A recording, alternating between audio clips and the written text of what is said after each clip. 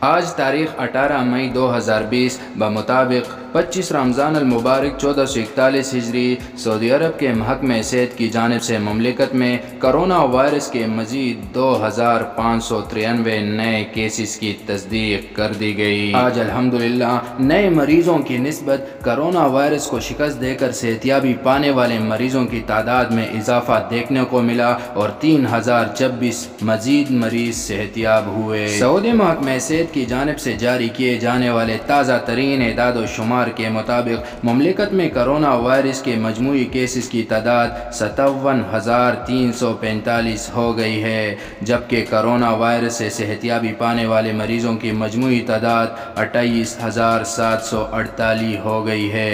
Corona virus کی وجہ سے مملکت میں ہونے والی اموات کی مجموعی تعداد 320 تک جا پہنچی۔ جاری کیے جانے والے رپورٹ کے مطابق آج کے دن کرونا وائرس کے سب سے زیادہ کیسز الریاض میں 642، مکہ مکرمہ 510، جدہ 305، مدینہ منورہ 245، الدمام 174، الخبر 133، القطیف 71، الطائف 64، الدرعیہ 44، الدہران 34، حزم الجلام 23، بریدہ اور سہن 18، یمبو 16، بقیق 10، شرورہ الخارج میں 9، جبکہ دبا اور حائل میں 8 نئے کیس رپورٹ کیے گئے۔ دیگر شہروں میں منفذ الحدیثہ 7، حفر الباطن 6، الجفر جدیدہ یارر میں 4، مہد الدہب خلیس الرین رماح میں 3، جبکہ خمیس مشیط محائل عسیر راس تنورہ عرر ہوتا بن تمیم رویدت الارض الدوامی الزلفی میں 2 نئے کیس رپورٹ ہوئے۔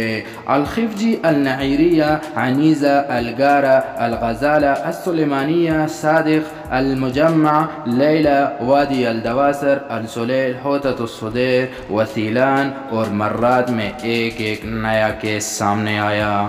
سعودی عرب میں ریکارڈ کیے جانے والے اب تک کے مجموعی کیسز 57,345 میں سے ایکٹیو کیسز کی تعداد 28,277 ہے، جبکہ 237 مریضوں کی حالت تشویشناک ہے۔ گزشتہ 24 گھنٹوں کے دوران مملکت میں کرونا وائرس کے 15,549 نئے ٹیسٹ کیے گئے۔ اب تک مملکت میں ہونے والے کرونا وائرس کے لیے ٹیسٹوں کی مجموعی تعداد 6,01,954 ہے۔